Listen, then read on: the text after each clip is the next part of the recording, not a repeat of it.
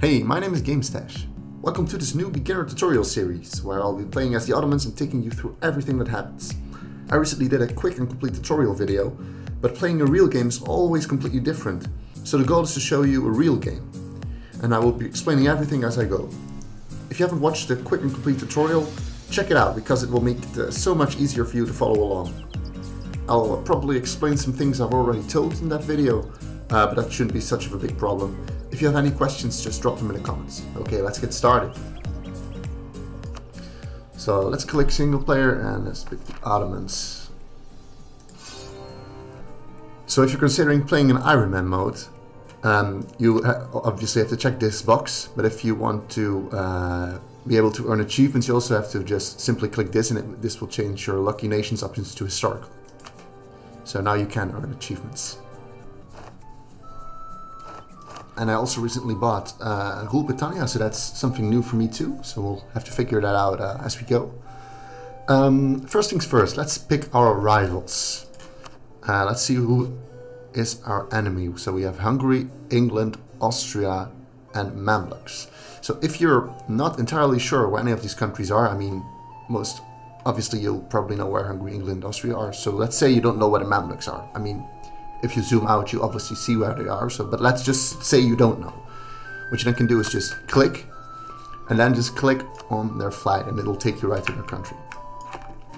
So the best thing to do is just basically pick people that have you set as their enemies, so you don't upset any other countries. So I maybe could,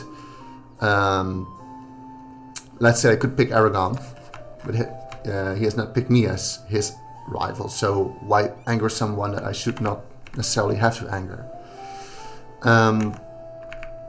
So in most cases you will have 3 enemies and 3 rival slots, so it would just be pick your rivals, but in my case I have 4 enemies, so let's just think about who I should pick as my rival. Well, Hungary is close to me, so let's just pick Hungary. So we can later take some of their lands, because if you pick someone as your rival, it's easier to take their lands in a war, and it's easier to build a spy network there. I mean, England, not necessarily, I mean, they're quite far away, so it doesn't really make that much of a sense to rival them. So let's just pick Austria and the Mamluks. If you pick nations as your rivals, it will, however, increase the chance of them allying together against you. But since the Mamluks is Sunni, I should say, and Austria and Hungary are both, I think Hungary is Catholic? Yeah, it's Catholic. And Austria is also Catholic, there's a reduced chance of them doing so. Okay, if you're playing any other country than the Ottomans, and you don't know what to do, the best idea to check what to do is just go to your missions. You do that by clicking your flag and then go into missions. Mostly your personal or nation missions are on the left and on the right. You can see whether a mission is specifically for your country when your flag is on the mission. So the best mission to start with, or basically the best first thing to do as the Ottomans, is to complete this mission, City of World's Desire, and that basically requires you to own Constantinople, which is here. And if we complete that, we get Tolerance of the True Faith +1, Legitimacy +1, and we get a permanent claim on the Morea, Athens. I wanted to say Morea region, but it's just the province Morea, so Morea, Athens, and Achaea. Those provinces are right over here, I believe. So in order to do that, first thing we have to do is build a spy network there. You can do that several ways. You can left click the province, it opens up this screen, and then you just simply go to diplomacy. Or if you're too lazy to click twice and you would just want to click once, you just right click on the province and it immediately opens this screen. Then go to covered actions and just build a spy network and send confirm. This is something new, even for me. You can select a naval doctrine. We have reached a high enough naval force. We have reached a high enough naval force limit to be able to select a naval doctrine, giving us permanent naval bonuses. Okay, I've never seen this before. Naval maintenance modifier, galley combat ability. This will cost you 160 ducats. Okay, so if I select the doctrine, it will cost me a lot of ducats, and since I'm not going to be using that many ships in the coming wars, I'm not going to use this feature now.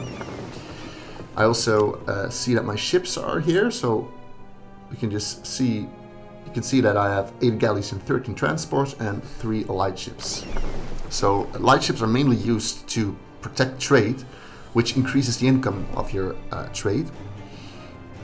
Trade is a kind of a difficult subject. I'm not entirely sure on how it works yet, because I've seen if you just if you select your light ships and you go to missions and you select protect trade, you can see where you can send your ships, and you can see this is my main trade port. So here's where I collect money. This means that I have a merchant here that is transferring trade power. So I have a merchant here. You can see that I have a merchant here on Aleppo, and that sends money to Constantinople. And I also have one in Alexandria, and this one is also transferring trade power.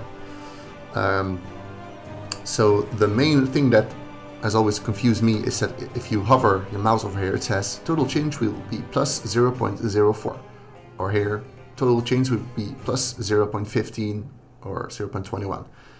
And what I've noticed is that those numbers are not always correct, and I'm not really sure what they really depend on. So if you're like me, not quite entirely sure what to do, just pick the one that gives you the most profit and just hope for the best.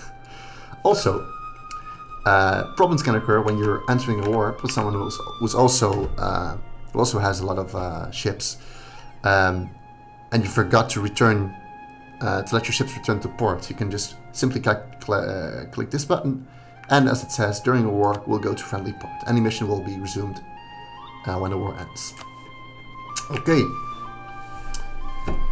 so we haven't really done anything yet. The game is still paused. Let's check out how many troops we have. So we have 12 regiments of infantry, 4 of cavalry here, and 10 of infantry and 4 of cavalry here. Since I'm quite autistic, I like to have these numbers matched. So what you could do technically is send 1 regiment of infantry to this one, so you have 2 stacks of 15, both containing 11 infantry and 4 cavalry. But since we have a lot of income, let's just build 2 infantry divisions. So I'll just click this button over here, I go to land units, and I build Yara infantry units. Be sure not to pick the mercenaries because they are fucking expensive. They have a monthly maintenance of 0.5, and these only have a monthly maintenance of 0.2. So you would expect, if I want to increase my army here, I would just click here twice. But doing so will create 2 loops of 56 days to create a unit. So in total I will be waiting 112 days for it to finish. So best thing to do is just build one here and build one right next to it, so they're both completed at the same time. Okay, let's check if I can. I see I have some national decisions, so let's click on that. I believe this is just for Sunni nations or Muslim nations. This says bestow the title of Khalifa upon the Sultan. So yeah, what does that do? Just hover over here. Oh, those are the requirements. Okay, what does this do? This gives a yearly legitimacy of plus 0.5. Well, that's obviously very positive, so let's just pick that. This one has national unrest -1, also very nice. Missionary strength against heretics, also very good. This can be very useful, however this costs 100 military power right now, and increasing your military technology early game is quite important. So let's just wait for this. Let's just wait to do this when we have a lot of excess military power. Okay, so most of the times, if you're at this stage in the game, it would be a wise idea to think, okay, who should I ally if I want to expand? The main advantage of the Ottomans is that they are so extremely powerful and have so many troops that it is not really necessary to have any allies. Although you could obviously do this if you're a bit insecure and want to be absolutely sure to win a war. But the main downside of this is that if you have an ally who is weaker than you, then there is quite a high chance that they will start wars on their own. So let's just say we would ally Karaman, and there's quite a high chance that Karaman will declare war on his rivals, who in this case are, let's just check it out, Dildakir and Cyprus, so this nation over here, and that they would say, hey man, you're my ally, you gotta help me in the war.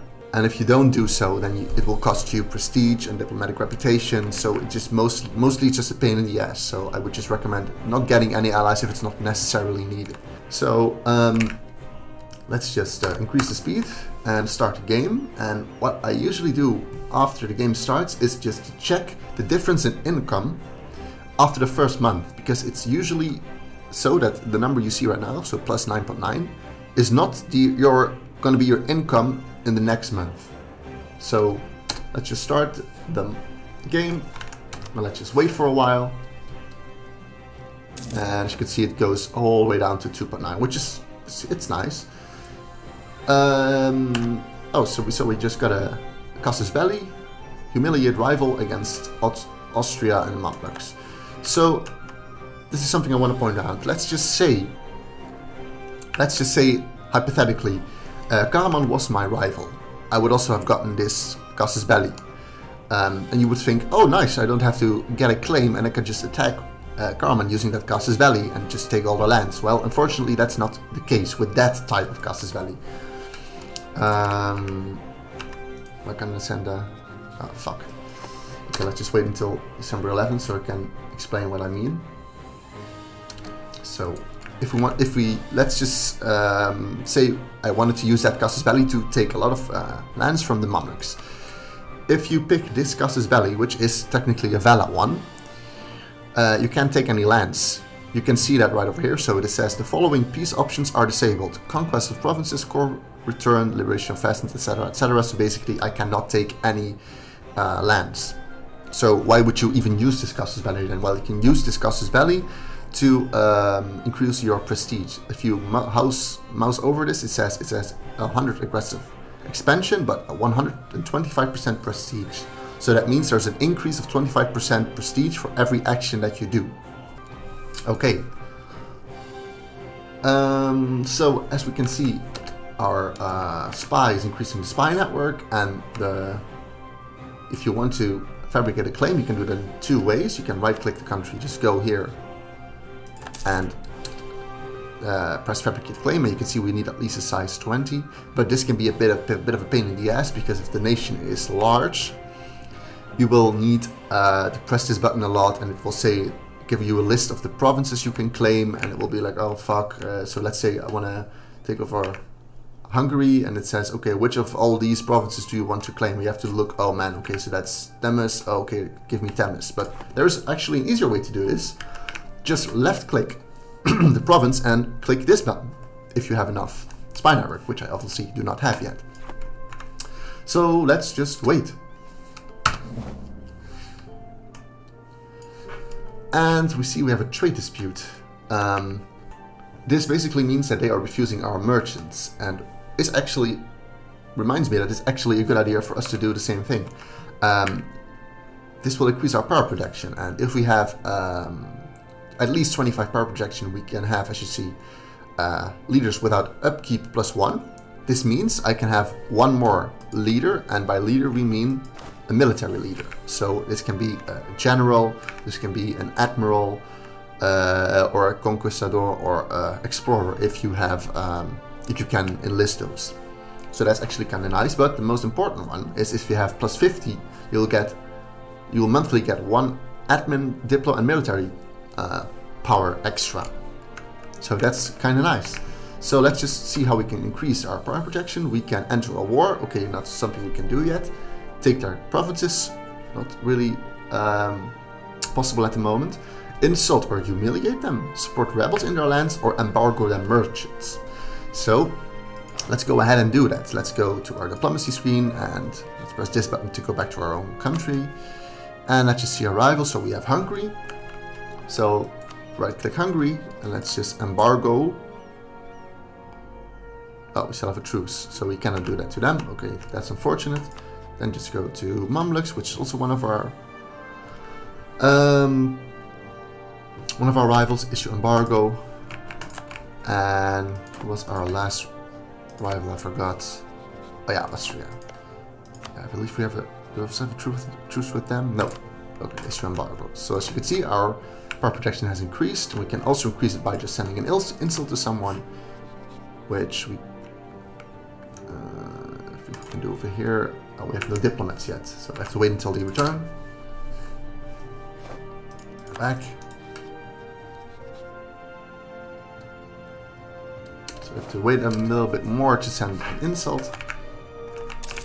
Let's just send the insult to Hungary.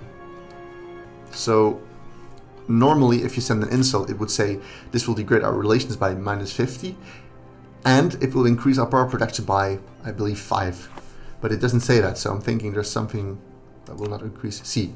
So yeah, apparently I've already, Ottomans have already insulted them before the game even started. So if we do this here, you need to see this in order to increase the power production. Okay, so nice. So now we have one leader without upkeep. So our troops are ready. Let's just select them, send them to the same province. So they're now in the same location. I have selected them. You can press this button, or you can just remember to press G, and we'll have them merged.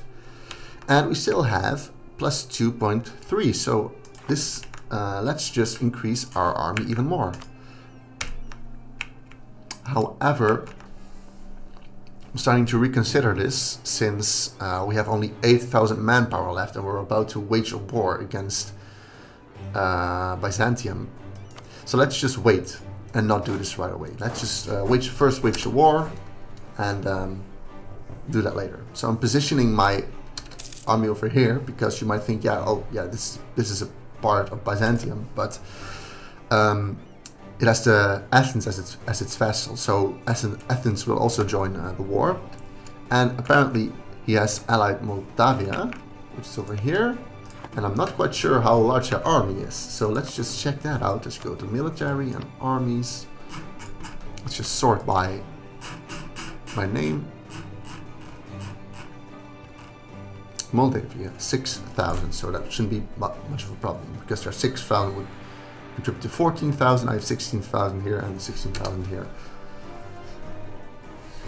Okay, let's just fast forward to the point when we have enough spy network.